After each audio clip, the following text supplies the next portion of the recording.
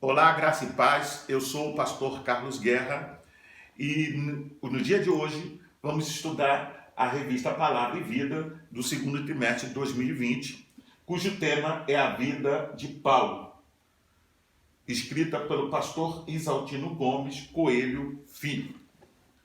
A primeira lição desse trimestre é a conversão que mudou a história.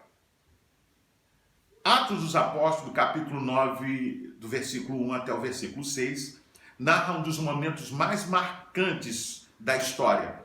O cristianismo e o mundo vão ser mudados, porque uma obscura seita judaica chamada os do Caminho, e é interessante destacar aqui que depois da morte e da ressurreição de Jesus, a Bíblia nos fala que os seus discípulos deram continuidade à mensagem de Jesus. E isso levou as autoridades judaicas e as seitas judaicas a um certo ciúme e uma ira, porque eles vinham, por causa dessa mensagem, por causa do anúncio dessa mensagem, que eles estavam sendo deixados de lado, podemos dizer assim, eles estavam vivendo uma dificuldade até com relação às autoridades romanas, porque os do caminho, os discípulos de Jesus, começaram a crescer e anunciar o evangelho, levando uma expansão que até então para eles era alguma coisa muito, muito complicada. Na verdade, o texto da lição diz que o vinho novo sairá do odre velho, e o instrumento para isso vai ser um fariseu que se encontrou com Jesus ressuscitado. Até então, aquele desconhecido fariseu, ele vai se tornar, depois de Jesus, a pessoa mais importante, ou o vulto mais importante do cristianismo e da humanidade. Para tanto, eu quero convidar você a ler comigo a Bíblia em Atos dos Apóstolos, capítulo 9, versículo de 1 ao 6.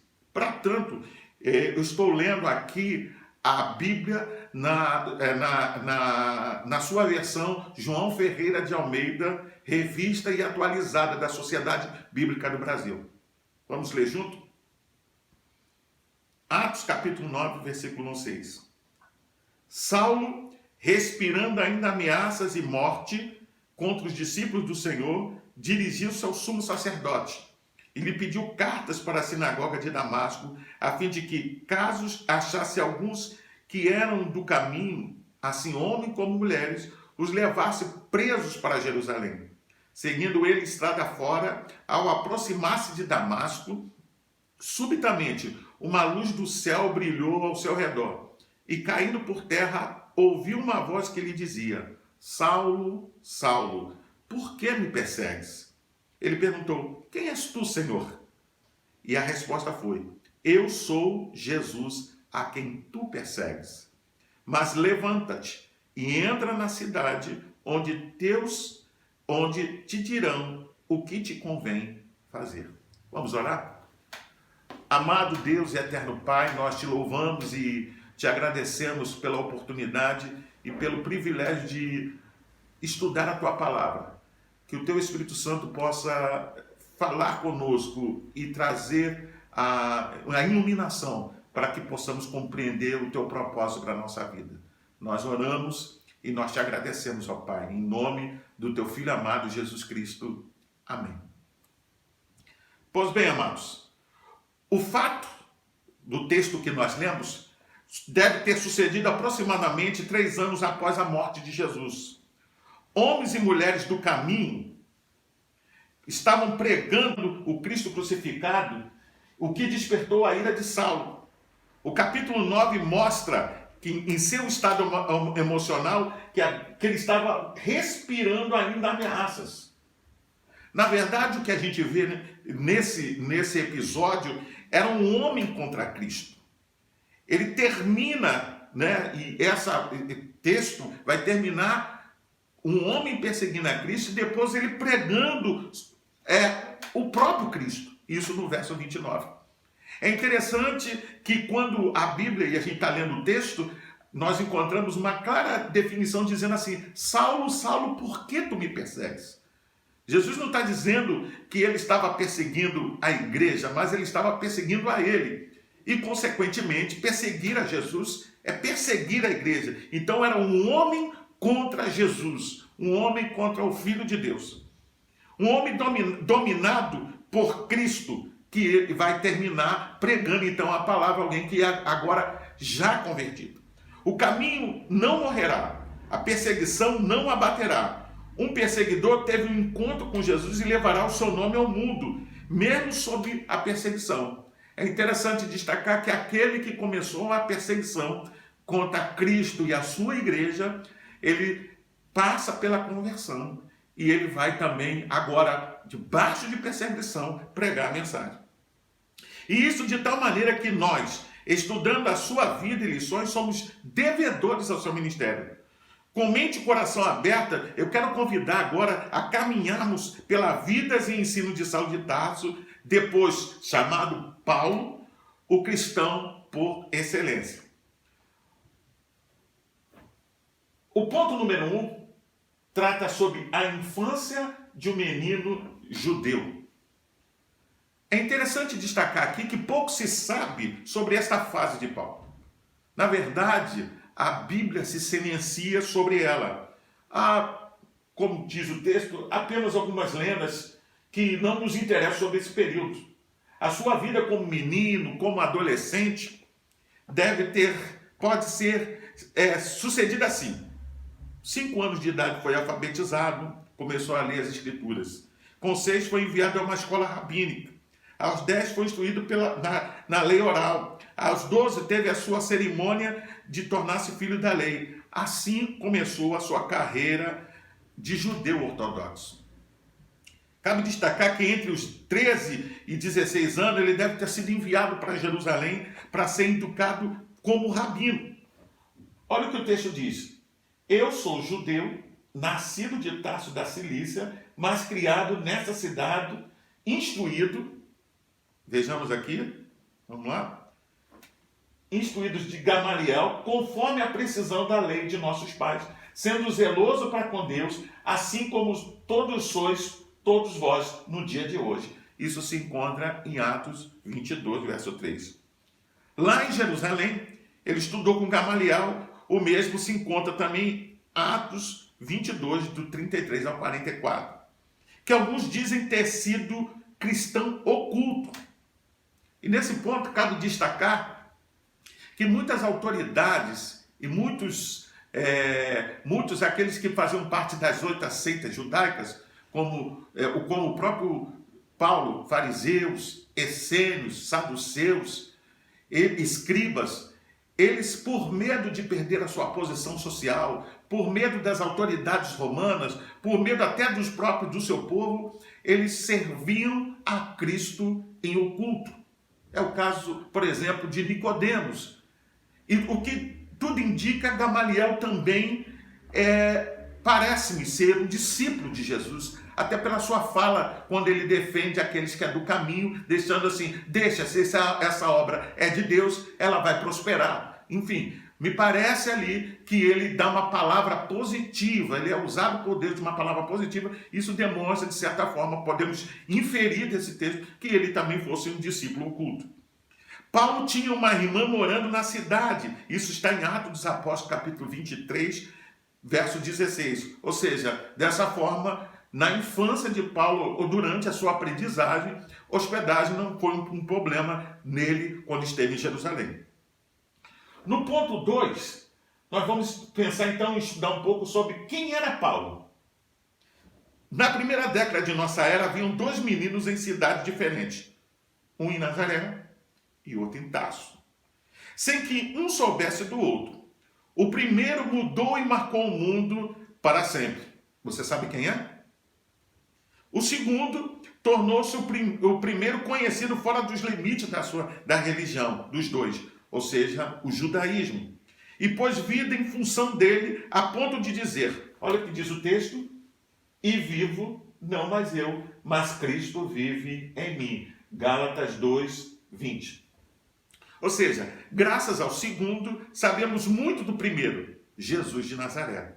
Mas sobre ele, quem sabemos? O que sabemos? Quem foi ele? Ele mesmo responde. O apóstolo Paulo, então, mesmo responde. pelo nascimento, Atos 21, 39. Olha o que ele diz: eu sou judeu, natural de Tarso, cidade não insignificante da Cilícia. Ou seja, ele não era um qualquer, orgulhava-se da sua descendência religiosa e da sua cidade natal.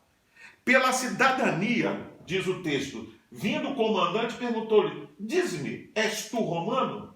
Respondeu ele: sou. Tornou o comandante: eu, por grande soma de dinheiro, adquiri este direito de cidadão. Paulo disse: eu sou de nascimento. Atos 22, 27 ao 28.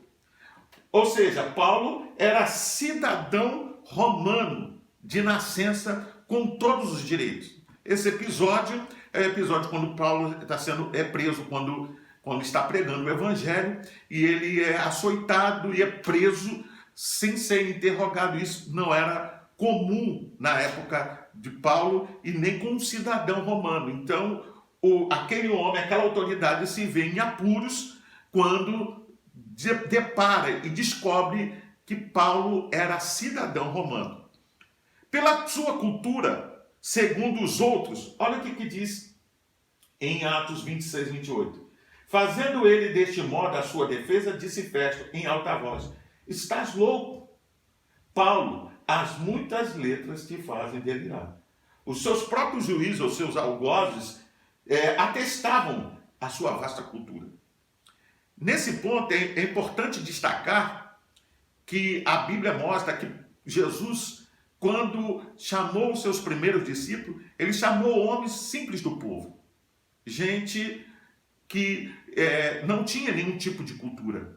Mas a Bíblia também fala que Jesus tinha discípulos que eram homens muito cultos da sua época. E Paulo é um exemplo disso. Paulo era um homem culto, conhecedor da cultura judaica e também da cultura helênica. Ele não só falava o judaico, ele falava o aramaico e falava a língua grega. Paulo era, então, um homem letrado, culto, capacitado, um homem capaz, para o seu tempo, para anunciar os evangelhos. Ou seja, é importante destacar isso porque até as autoridades, quando conversavam com Paulo, descobriam a sua vasta cultura. Pela sua religião, diz o texto, ele foi circuncidado ao 8º dia. Ele era da linhagem de Israel, da tribo de Benjamim, hebreu de hebreus. E quanto à lei, diz ele foi fariseu. Quanto ao zelo, ele perseguiu a igreja. Quanto à justiça que há na lei, ele foi irrepreensível. Ou seja, Paulo, ele não só declara que ele era fariseu, mas ele foi irrepreensível, ou seja, ele participava ou pertencia a uma das seitas mais ortodoxas do judaísmo. E ele, nesse aspecto, Paulo declara a sua irrepreensibilidade, ou seja, ele era um homem irrepreensível. Espiritualmente, está em 1 Coríntios 15, do 9 ao 10. Pois eu sou o menor dos apóstolos, que nem sou digno de ser chamado apóstolo, pois persegui a igreja de Deus. Mas pela graça de Deus sou o que sou, e a sua graça para comigo não foi vão. Antes trabalhei muito mais do que todos eles, todavia mas a graça de Deus que está comigo.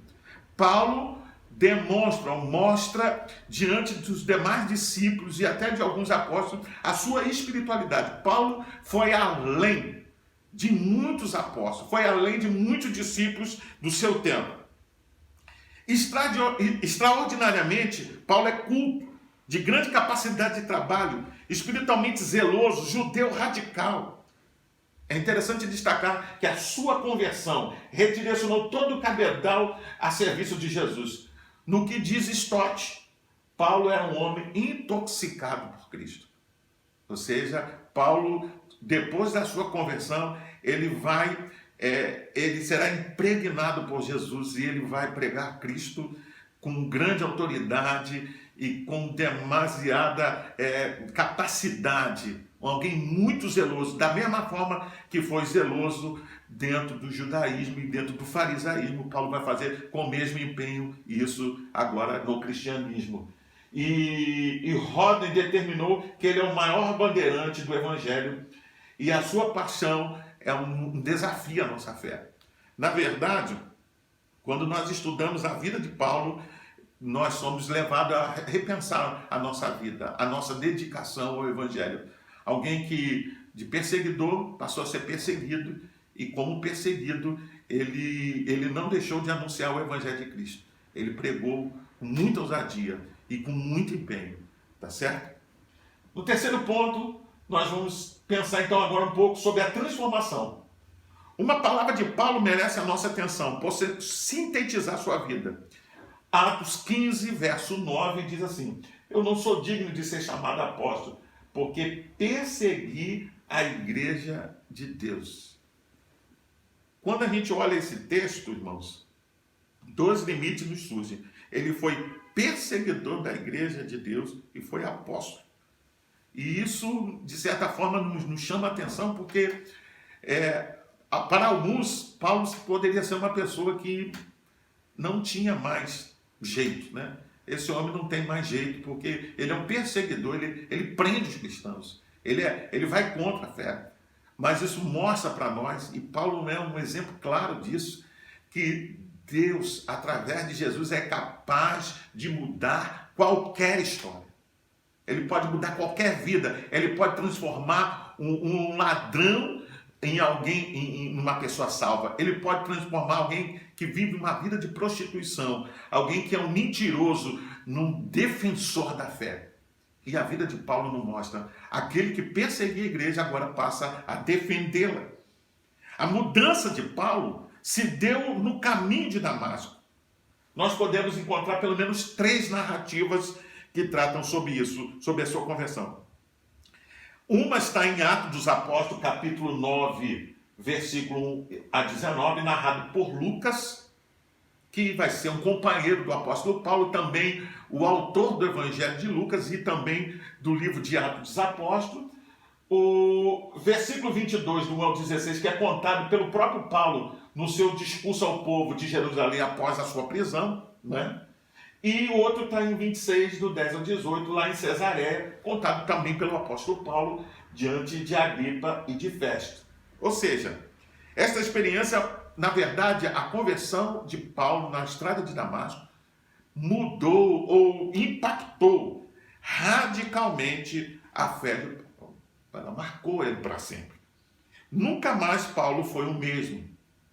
A conversão deve mudar uma pessoa. E cabe aqui, então, um ponto, não é? A conversão é um ponto, é como fosse o startar de uma nova vida, não é? O antes e o depois, não é? Alguém que aceita Cristo como Salvador, alguém que o tem como seu Senhor, demonstra, depois da conversão, uma mudança radical, uma mudança que não pode ser explicada ou visível, né? Mas ela pode ser vista na vida das pessoas. Muitos, na verdade, tentaram desacreditar essa experiência, dando-a como um produto do cansaço físico, por causa das longas viagens, né, de Paulo, pelo seu estado emocional ampliado por uma caminhada ao sol do meio-dia. Outros tentaram atribuir uma doença mental. A sua conversão teria sido apenas uma alucinação. Na verdade, quando nós lemos o texto e vemos o que aconteceu, ela é inexplicável. Mas eu quero dizer, e aí também quero destacar um ponto, que a sua experiência, como a de Paulo, é sua. E ela, por mais inacreditável que pareça, ela de fato demonstra o amor de Deus por você. Apesar de que as pessoas possam levantar acusações na sua vida, como fizeram com a de Paulo, ou desacreditá-la, você precisa crer que de uma forma maravilhosa e milagrosa, Jesus te salvou. E essa experiência, Deus vai usá-la para que outras vidas sejam alcançadas através da sua vida. O evento, como disse, foi sobrenatural e não uma ilusão, pois foi uma luz mais forte que o sol do deserto. Ao meio-dia, os homens ouviam a voz, mesmo não entendendo. O poderoso e arrogante perseguidor caiu por terra. Uma voz o alcança, que está em Atos 9:5. Saulo, Saulo, por que me persegues? A repetição do nome próprio era uma forma carinhosa de tratamento. E aí você vê Êxodo 3,4 e 1 Samuel 3,4. Ele odiava sem conhecer o dono daquela voz. Atônito, Paulo pergunta: quem és tu, Senhor?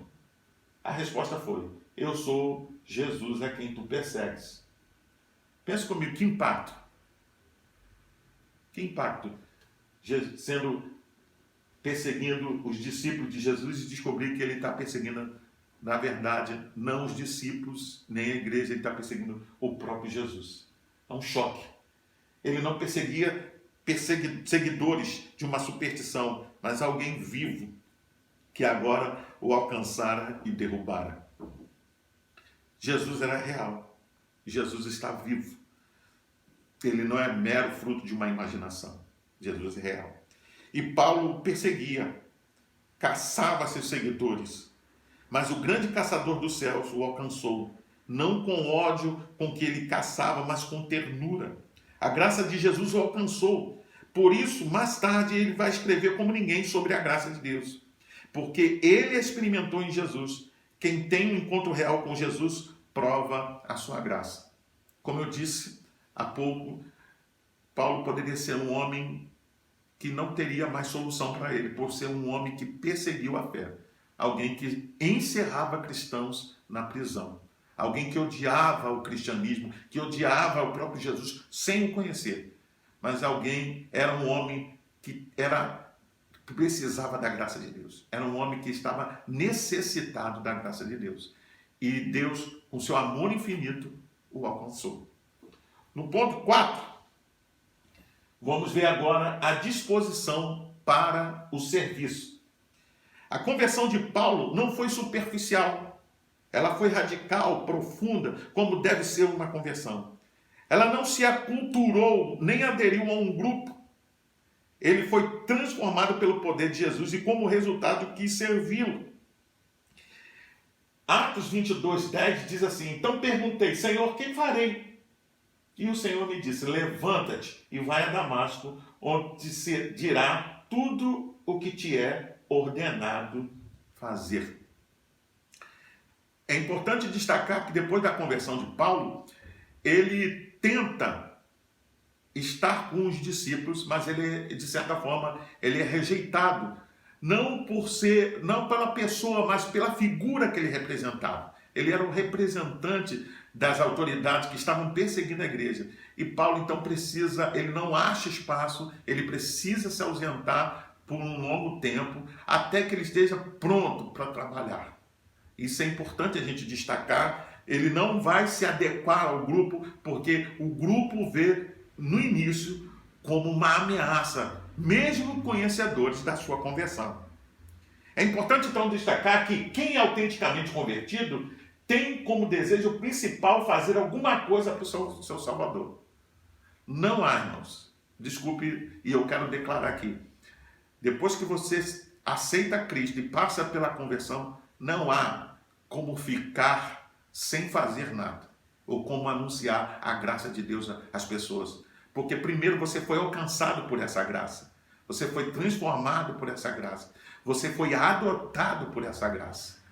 E quando a gente passa por uma experiência como essa, é impossível ficarmos silenciados. Aonde nós estivermos, aonde você estiver, aonde Deus te colocar, você vai produzir fruto. Ou seja, quem é autenticamente convertido tem como desejo principal fazer alguma coisa para o seu Salvador. Como Paulo mais tarde diria em 2 Coríntios capítulo 5, verso 14. Pois o amor de Cristo nos constrange. Ou seja, nós somos constrangidos por esse amor. Conhecer o amor de Jesus provoca um santo constrangimento na vida. Ou seja, quem conheceu o seu amor quer servi-lo. Muitos convertidos hoje querem entretenimento e que Deus ou a igreja cuide deles, mas nunca se perguntam o que pode fazer pelo seu Senhor. Na altura da lição, e por você já ter visto tudo isso sobre a vida de Paulo, você já parou para pensar o que Deus espera que você faça? O que Deus deseja e quer que você faça? Mas nunca mais perguntam Como eu posso fazer algo pelo Senhor? Uma pessoa verdadeiramente salva é grata e mostra espírito de serviço. Muitos querem ser servidos, mas a vida cristã é servir. Jesus nos deu o exemplo. Marcos 10, 45. Pois também o Filho do Homem não veio para ser servido, mas para servir, e para dar a sua vida em resgate de muitos. Paulo seguiu esse exemplo. Por fim, para pensar e agir, nenhum coração é bastante duro para não ser alcançado pela graça de Jesus. Não deixemos de orar por pessoas sem Cristo, pensando que elas são muito duras e nunca se converterão. Não há limites para o poder de Jesus. Como eu disse, todos podem ser alcançados pela graça de Deus. Não há ninguém que esteja tão distante, ou que tenha descido tão profundamente, ou que tenha uma vida tão ruim, que não pode ser alcançada pela graça de Deus. Segundo, para a gente terminar, o propósito real de Deus para nós só pode ser descoberto em Cristo. A conversão redireciona a nossa vida. Ou seja, como eu disse, até o determinado antes da conversão nós vivemos uma vida, mas depois dela nós passamos a viver uma vida totalmente diferente.